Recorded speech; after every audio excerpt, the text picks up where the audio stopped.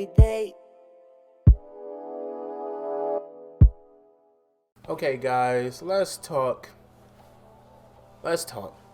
Kyler Murray requested a trade. He does not want to play for his $5.5 million tag right now for the Cardinals. How that affects the Browns?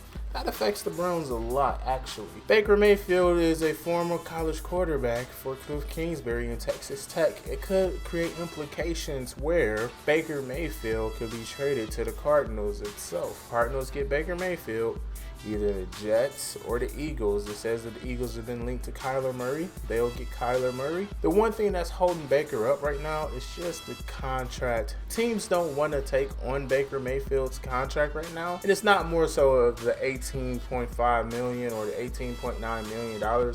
It's more so the fact that it's 18.9 and it's the last year of his contract. Meaning that if he plays well, do we give him another contract? Are we in limbo? So it's a lot of things that are going into the Baker Mayfield sweepstakes, as I call it. Seattle is a team, but they signed Geno Smith as their backup, and it seems like they're locked on the draft. They may be locked on Malik Willis. As for the Panthers have been linked to Baker Mayfield, and it may be only a matter of time. It just depends on if the Browns are willing to cover a salary, or part of the salary, or part of the portion of the salary to send him over. I think that's the one last thing. That and then attaching the pick to the trade proposal probably will get Baker in Carolina. If we look at it though, it's a lot of players in that Carolina locker room does not want Baker Mayfield. One in particular is wide receiver Robbie Anderson. He does not want Baker there. Look, man, I understand the frustration with Odell. I understand the frustration with Jarvis. But at the end of the day, man, Baker is not chopped liver. He is a great quarterback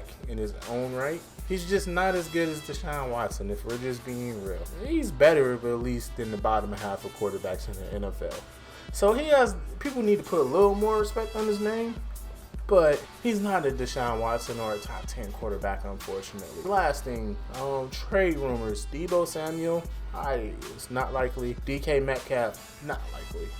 We're not strapped, but we have a certain amount of cap space set out for certain players. Would you take on DK Metcalf or Deebo Samuel at the expense of Denzel Ward? You can draft receivers, but it's harder to get corners to cover those set receivers. So I would rather take that $20 million that we're going to tie into another receiver and tie it into the secondary or tie it into the defense. One of the things that we have right now is that we have a franchise quarterback, and when you have a franchise quarterback, they make players better. Normal quarterbacks don't make players better. The system has to be right. The scheme has to be right. Highlight all their strengths and weaknesses. Franchise quarterbacks make receivers better. So we don't have to worry from that standpoint. I would not do any of those proposed trades for Deebo or DK. My recommendation would be re-signing Ward, which comes right back full circle. I don't believe anything happens in free agency. Once Baker Mayfield is traded, then we can see the announcing of signings. Mainly re-signing of Ward, Landry, and Clowney. I think that is the one hold up right now, because that would allocate all of our funds for cap and we won't have any money left over to sign a rookie. So this Baker Mayfield trade or release or whatever it is to get him out of town is potentially holding up, I say, at least 3 other deals itself. Let me know your comments and suggestions